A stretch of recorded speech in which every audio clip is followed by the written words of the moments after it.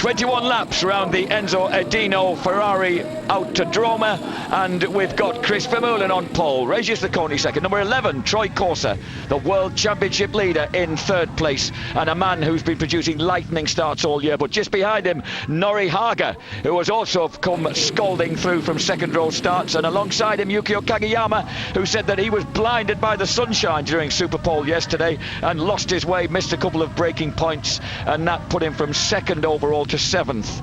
And Steve Martin didn't have a good Superpole lap. Watch out for the FP1, the only FP1 on the grid, because Gary McCoy broke his coccyx sadly during training yesterday afternoon when he crashed. Watch the lights, here we go, the vital start then. Off the line of Corser, again! Troy Corser, the World Championship leader, gets a rocket ship start and heads perhaps cautiously into the first turn. And Chris Vermeulen decides he's got to be right there with him, and he slots the win-win Tenkate Honda in. And Kageyama's come through, so too is Tosland right there in third place. I tell you what, and cautious is, and you can see the spray kicking up when you go offline. There's quite a lot of line water then, that's why they're going as gingerly as they are. Into toes a hairpin now, then they've got the... Noric Arbe's not into the hairpin yet. Noric Arbe's made a good start. He's 12th in the championship, just 1 point behind Carl Muggeridge. There's a lot to play for here. Yeah, there's still a lot to decide in the championship, lower down the sort of top 10. This is toes a hairpin, then really steep. You don't get any idea of how steep that hill is from the pictures. It's really, really steep. If you go for a cycle around there, you find out.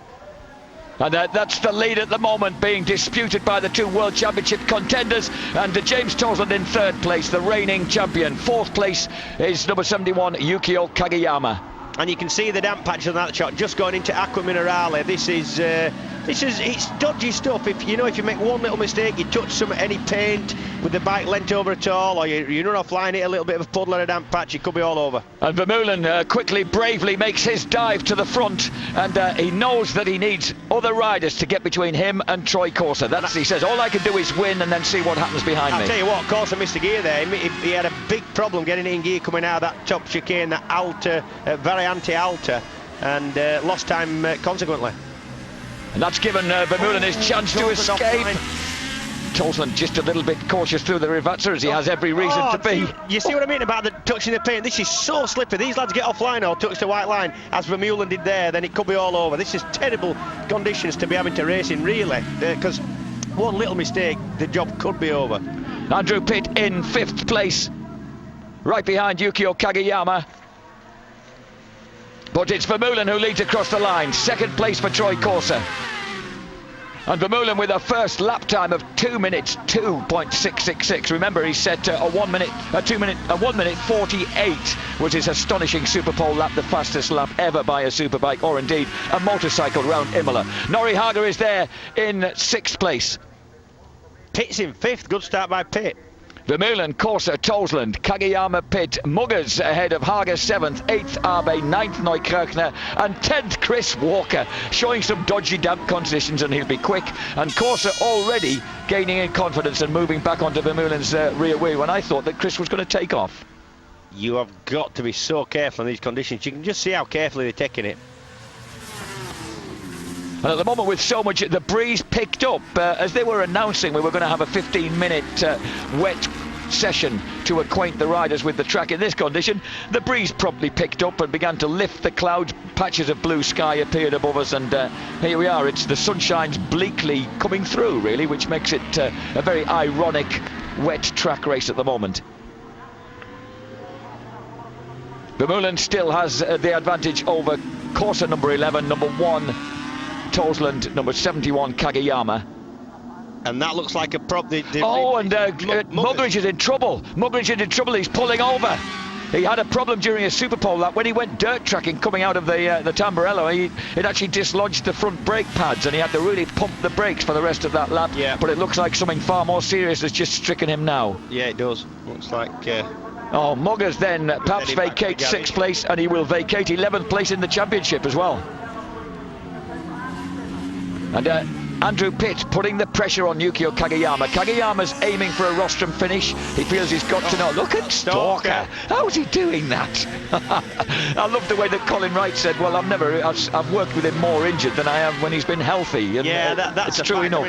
Certainly, his arms sort of bent. It looks like a sort of big yellow banana in his leather. Oh, 1-2's gone down. And it's Killy. Frankie Killy, there's 2 of them down. And someone's looking upset with somebody else. Frankie's trying to pick himself up. He has a fair amount of fist waving there. And one of the guys who didn't fall off waved his fist at one of the ones who did. I don't understand that.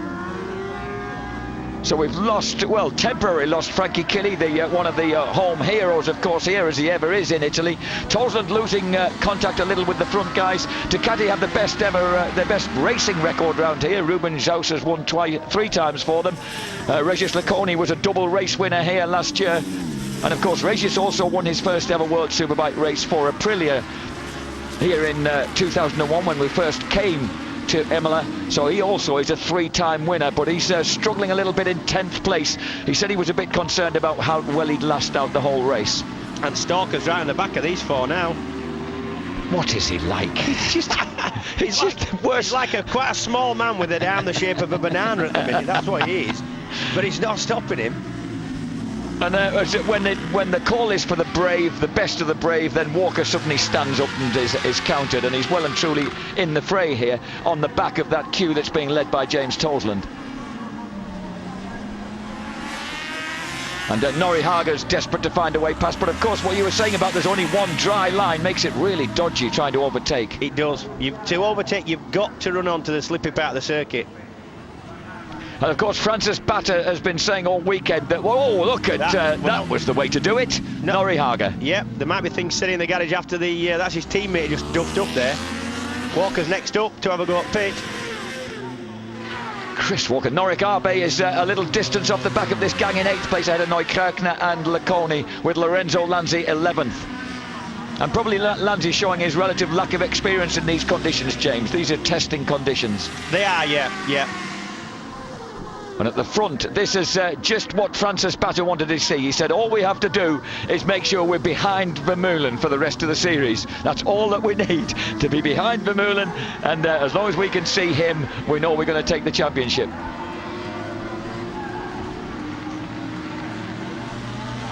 Walker is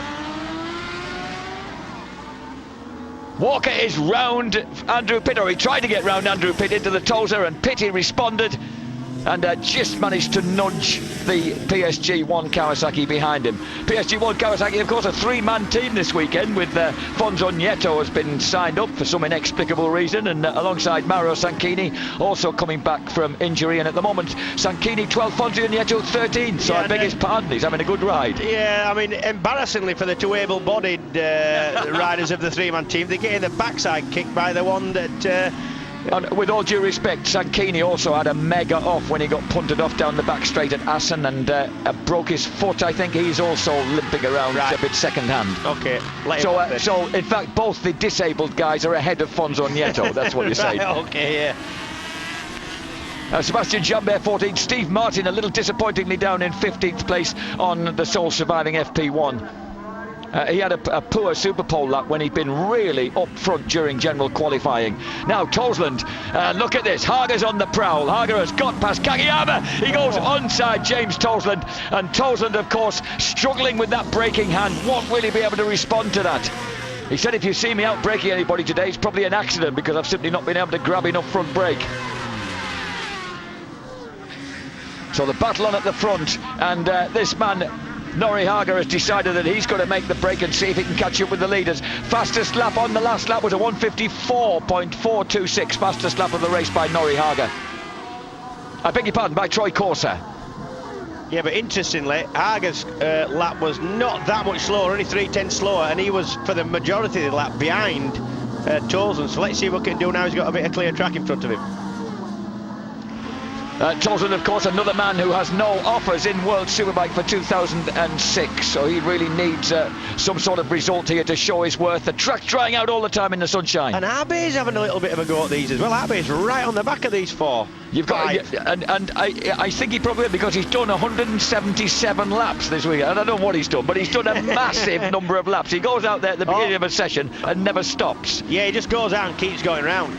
He thinks there's a prize for the most laps in the weekend, I think. And here comes Corser having a dig now. I thought he was having a dip there as he sets that faster. That fastest lap is confirmed.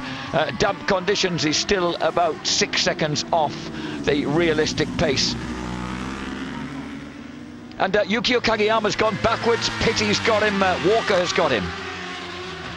Oh, that's a great sight as they disappear over there at some stupendous 155, 60 miles an hour. Here comes Pitty. Andrew Pitt got to go wide. He doesn't. So Andrew Pitt has decided that if this guy, number 41, Nori Haga, can ignite the... and Pitt has a big moment. And that, oh, look at that. What a ride by Tolan. He just charges underneath both the Yamahas and he's back into third place. And here comes Walker. He wants some of this. Oh, that's Kageyama down. Kageyama's gone down. Yeah. Lost the front, just turning it through. Just hit a damp patch. And that's all it takes, James. That split second. Yeah, it's so easy done. So Yukio Kageyama, he'll be disappointed with... Well, of course he'll be disappointed with that move, you fathead. So that means Walker is 6th, 7th Abe, 8th, well, it was Kageyama, 9th Laconi, 8th Laconi now, 9th Neukirchner, 10th for Mauro Sanchini, and 11th for Lorenzo Lanzi. So after all our showers of congratulations and praise at the Louses string, he's looking a bit more human again. But both Nolan and Troy Corse are getting to grips with these drying conditions better than anybody else. They're down at the low 53s now. That Vermeulen's done a 53.4 as we watch Kageyama lose that front end and go down. We see how good that air fencing is, how much that... I mean, he would have hit something fairly hard there, but the air fencing just saved him. And what is also impressive is the way they look after it. They go round between sessions pumping it up. Yeah, it's because fantastic. they're not allowed to have it like a big balloon that's stopped from going down, because you just bounce back in the track. It's got to have these big doors, these big Velcro doors. Chris has gone right off. So wide. Yeah, and obviously when you get on the off the track in these conditions, it's going to be a real... And also he's not really got the arm to pull it back on, has he? So, but at least he's dropped into that gap behind this crew, so at least he's still there on track and probably down in about 7th place. Yeah, fairly disappointing though, because he was looking like one of them who could have got to the front of that. What happened here? He just ran a bit wide. Maybe lost the front going in, or got a little bit of a slide, or looking to save that. It was a rescue operation after that. Damage limitation. He does like his motocross though. He's very quick. He keeps on. Before he'd hurt himself, he kept popping out for the odd AMCA meeting and coming away with a double win. He always used to win it, yeah. So across the line to complete 5 laps, and Vermeulen 153.199, Corsa 152.999. So Corsa closed right back on again as Vermeulen had set a new standard on the previous lap. And the other guys in the mid-53s, Tosland, Haga, Pitt nailed together. And Walker's come through in 6th place. We've lost Noric Abe. Here comes Stalker. You just glimpsed him in the background through the Tamburello then. So you can see Stalker on his own. We lost Noric Abe. Laconi comes through 7th. Neukirchner 8th. Sanchini 9th. Sebastian Jambet making progress on the Yamaha France R1 10th ahead of Steve Martin. Walking back. And Lanzi's gone. Crashed.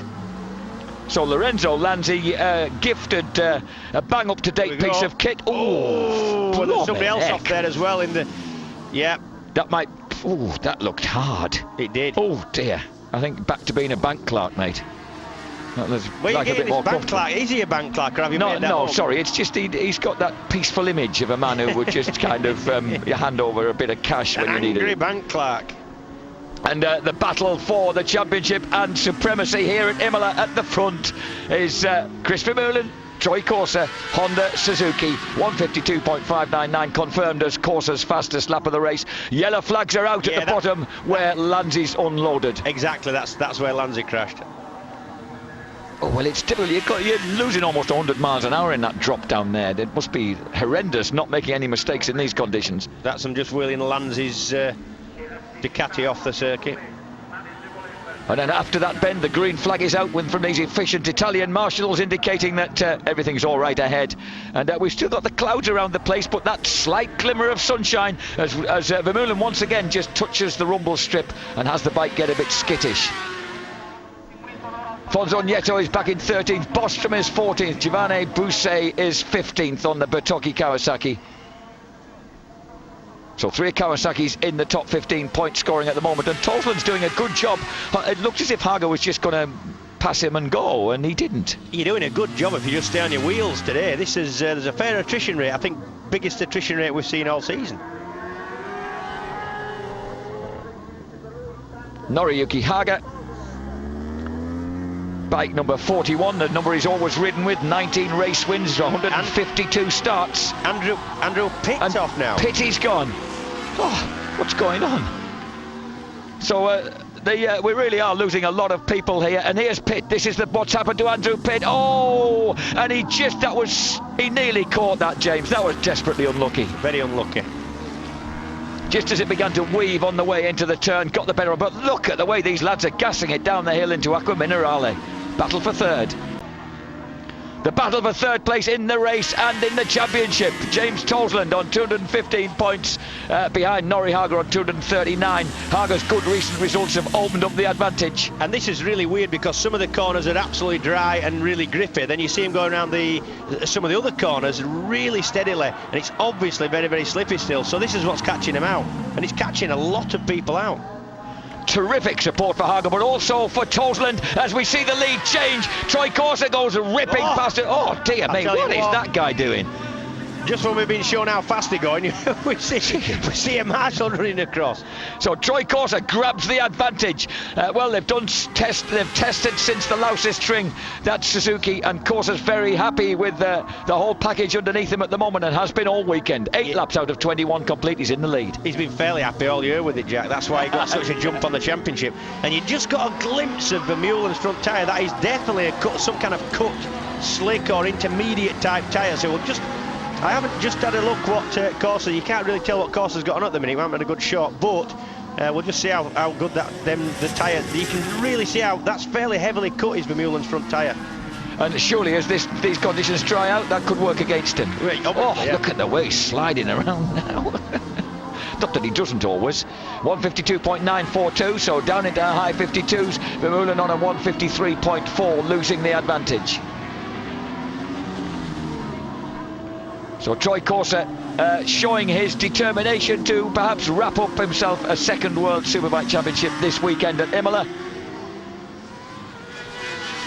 And leave everybody else to fight amongst the placings here and at Magny-Cours next weekend, the final round of the series in France. Behind these guys, Toseland versus Harger. Walker has recovered, and of course with other people dropping out altogether, 15 seconds behind the leader. He's still there with a 10-second advantage over Regis Laconi. And already we're getting in amongst the back markers. Oh dear. Oh good lad, a sensible boy just pulls over and gets his Tesco shopping trolley out. In actual fact, they're just punting him onto the wet path. And I think Andrew Pitt might be back on board downfield. We'll wait and see. But Corser, what do you think? How much spirit and fight? Well, we know that Vermeulen's got a deceptive amount of tiger in him when he gets out on track. Can he come back from this? Can he hold on to Corser during this vital middle part of the race? The answer just could be yes. I'm just wondering, looking at those tyres, that Vermeulen's definitely got a heavily cut slick on the front, how far that is going to go in dry conditions.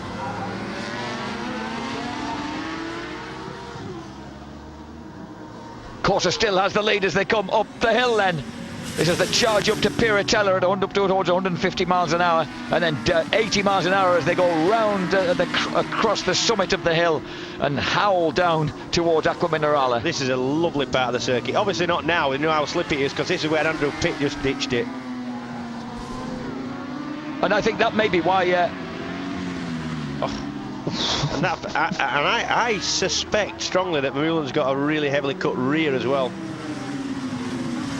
And fastest lap now has gone to Noriyuki Haga, who at the moment is 6.1 seconds behind the leader and a tenth of a second behind James Toseland.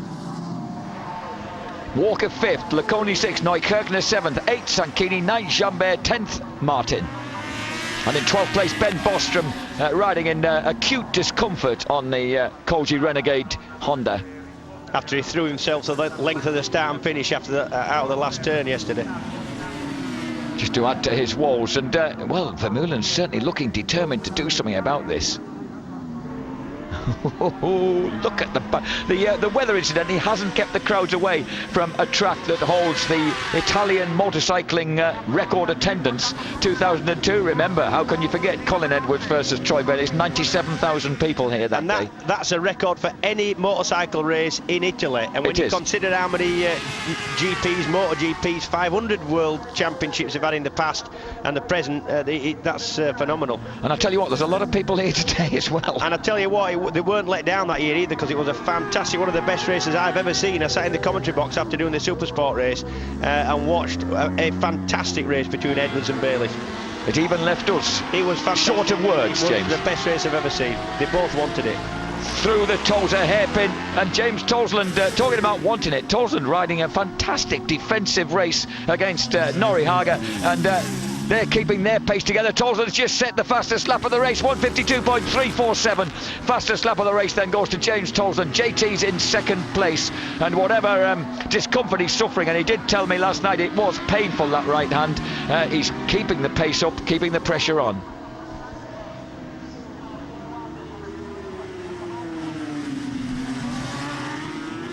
Three Kawasaki's in the points once again, because Fonzo Nieto has crept back into 15th place by seeing everybody else fall off in front of him. And behind him, would you believe, 10 seconds behind him is Andrew Pitt. I thought Pitty had got back on. Andrew Pitt, where he went off, James, there's that big concrete area on the left-hand side. So he's been able to pick that bike back up. There's a bike lying there. That was a Ducati, I think. So we've lost another of the bike. It may be one of the Ducati-mounted back markers that's gone down. It looked like it had just happened, so I think it will be a back marker. But there's...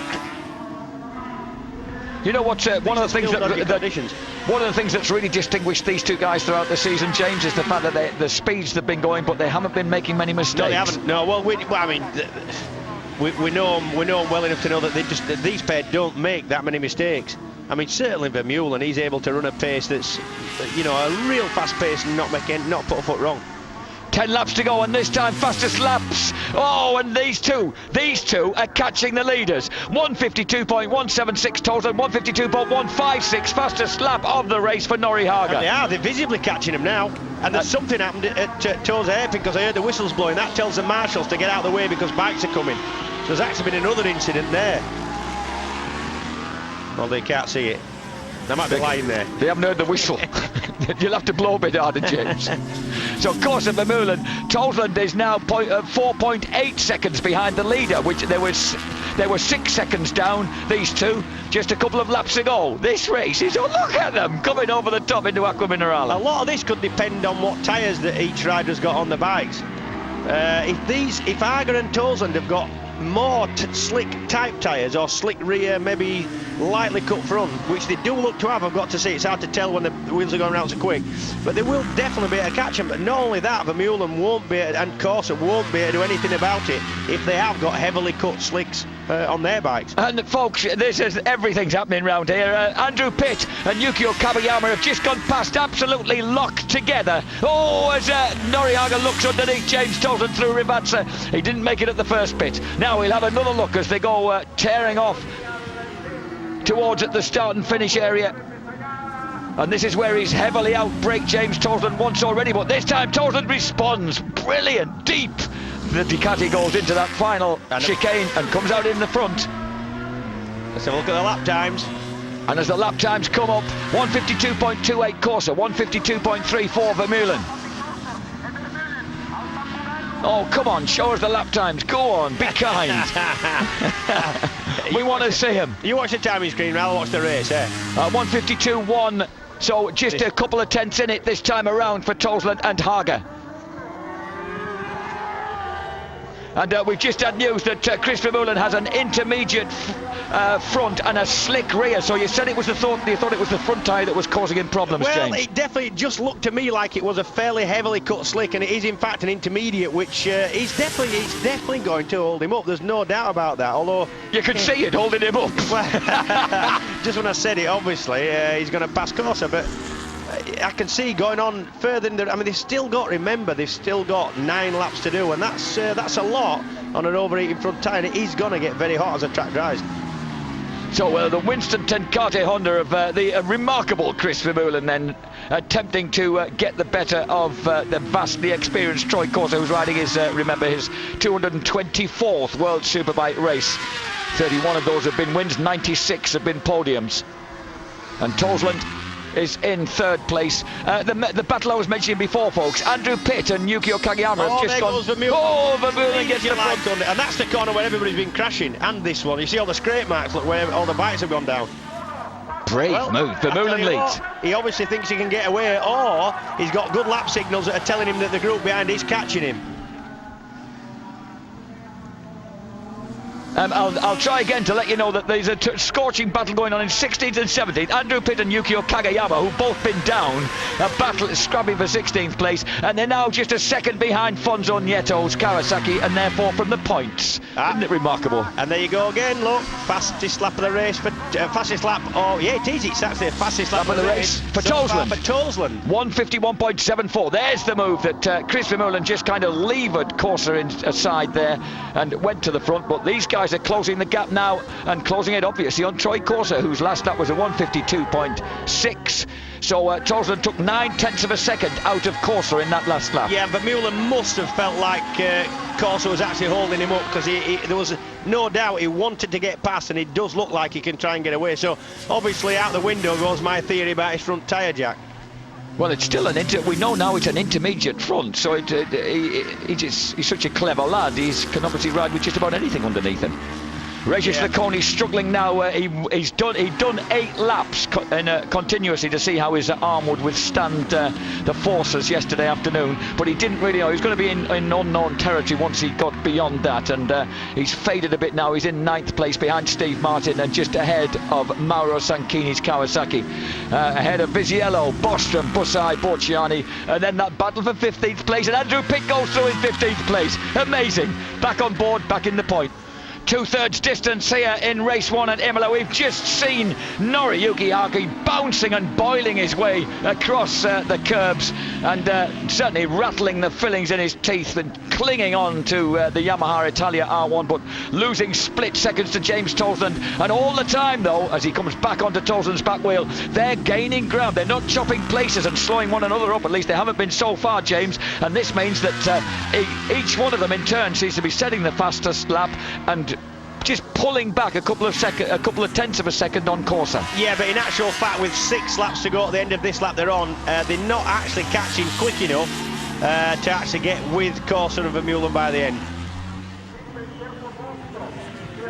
That's deflated me good and proper, but there you are. That's, sorry about that. All right, they are. They're going to catch him. What can I say? The gap's gone from 6 seconds to 4 seconds, and we'll check it out as they come across the line now. There are the leaders. Here come the guys who are in this stonking race for 3rd place. And this time it's Norihaga's 151.154 quickest, 151.3. Oh, Corser! By Corser. Corser responds with a 150.833, and that's a 10th of a second quicker than Vermeulen, just ahead of him. So these two guys for the first time lose a bit of ground, and we're coming up behind the number 36 machine of Luca Pini. I beg your pardon, it's Maurizio it's the guy I had trouble pronouncing yesterday, for goodness sake. Pratiquiso. Practically last is what he is. Practically. Look at that, he's waving at his... Oh, look, he's just waving at his mum just because he knows he's on telly when the leaders are passing him. That's all he's doing. And Tosland and Haga storm past that fella. They're practically last, and this battle still rages for 3rd place. Ahead of them, Chris Vermeulen. That's so wide. Oh, Tosland! He did exactly the same. Exactly as the same as Walker. And he's lucky that isn't gravel. He's lucky that's a runoff area. So again, down into Aqua Minerale. Oh, just holds on across the grass, hits the concrete. So Tosland's terrific, brave run on 3rd place goes. He's back behind practically last. He'll have to come back past him again. And that leaves Norihaga clear then in 3rd place. Vermeulen is at the moment in the lead, ahead of him with Corser still not out of the frame for a race victory. Corser set the fastest lap of the race on the last circuit. But I'd suggest that Vermeulen's lap is going to be even quicker. We're going to find out any minute now, because they're going to go scorching of the line. Just now. Kagayama's just pinched 15th place from Andrew Pitt on the last lap. 5 laps to go then. 151.03. Vermeulen responded. You're absolutely right, James. He got clawed a tenth of a second back. Hager's on their pace. Absolutely on their pace. Tosland, unluckily, 156.3. Cost himself about 5 seconds with that excursion. But he's still there in 4th place. And of course, the leading Ducati behind Honda, Suzuki, Yamaha. And ahead of Kawasaki. Let's not forget Chris Walker, who remarkably is still patrolling Imola in 5th place. Yeah, when was the last time you saw a leaderboard, Jack, at World Superbike that said Honda, Suzuki, Yamaha, Ducati, Kawasaki? They're all in there. Every one of it. And Petronas in 7th place behind the second Honda of Max Neukirchner.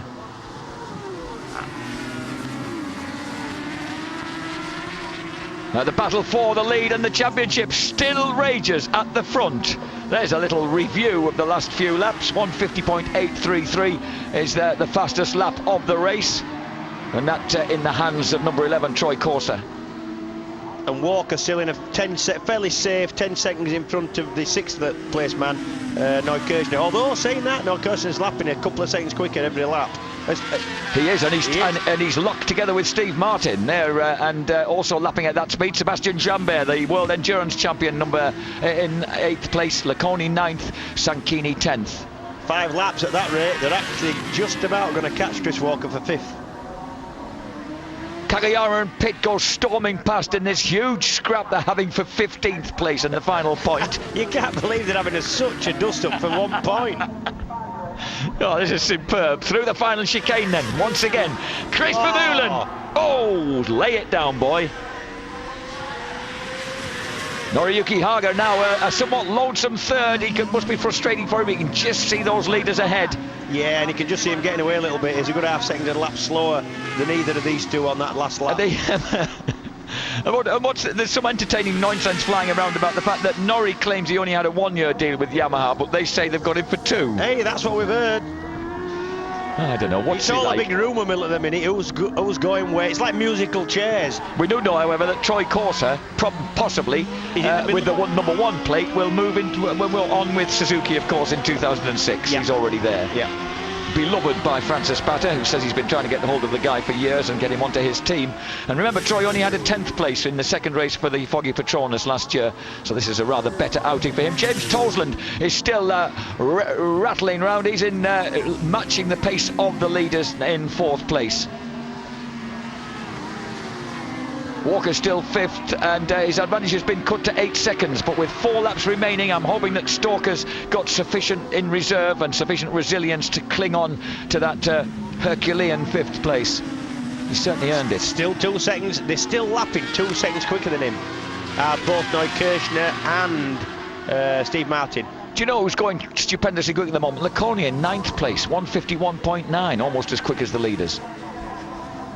Meanwhile, we've got more back markers in sight, which just could be the moment that Vermeulen and Troy Corser don't particularly want. That's it. Look over your shoulder, mate, and then shift over. Looks like number 80, that one, Jack. We haven't got a number. We haven't got a number 80, mate. He's sneaked on. Stuck a number on and just crept in through the back gate. The leaders cross the line now. And I'm trying to find out who that might have been. It might have even been Fonzo. It was Fonzo Nieto, you know, who's now a lap down. It was Fonzo Nieto on the PSG1 Kawasaki. I should have recognised the colour scheme. Look at Vermeulen! Oh, what is he like? Hanging that back wheel out as far as it can conceivably go. Vermeulen still leads into the Tosa hairpin. 3 laps, just under 3 laps remain of this colossal contest between the fastest 2 guys in World Superbikes this year. 3rd place, Norrie Haga. 4th place, James Tosland, 10 seconds behind the leaders. And surely Corser would have to be a silly man to try everything, to sort of stake everything on trying to beat Vermeulen. Well, that's what we thought about Colin Edwards in the last race of 2002. He's true, yeah. They are, yeah. And he proved to be silly, and it was very exciting. Boys will be boys. And this is a race, and I think Corsa's proved himself this year to be pretty much the ultimate racer at times when we didn't expect him to be. Ben Bostrom has slipped back to 13th place behind Giovanni Busse. Ben will be suffering with those injuries. Fabulous scene here. Look at the way the sun's come out, and you're talking about that intermediate front tyre. It must be absolutely just about a light, the rubber on that front tyre of Vermeulen's. Yeah, they must both be on fairly equal rubber. They must be. Otherwise, one of them would have the pace would have dropped off for the other one to get past. Men putting in their fastest laps of the race so far on that lap. Norrie Haga 151.0, and would you believe Steve Martin in 6th place 151.92 has got past Max Neukirchner. So a great result coming up for the Foggy Petronas FP1 team. That'll bring a smile back to Foggy's battered countenance. Not half.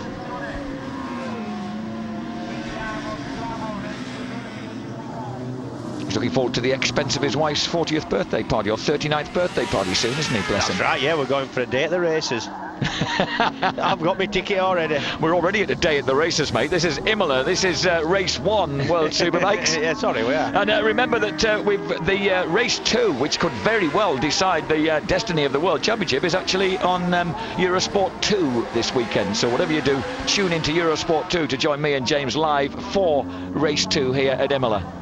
Up the hill. Vermeulen's really fast on the first part of the circuit. Yeah. And Corsa seems able to close him right down just before the start and finish on the last couple of corners around Rivazza, and then on towards Variante Bassa, which is the last chicane before the start and finish.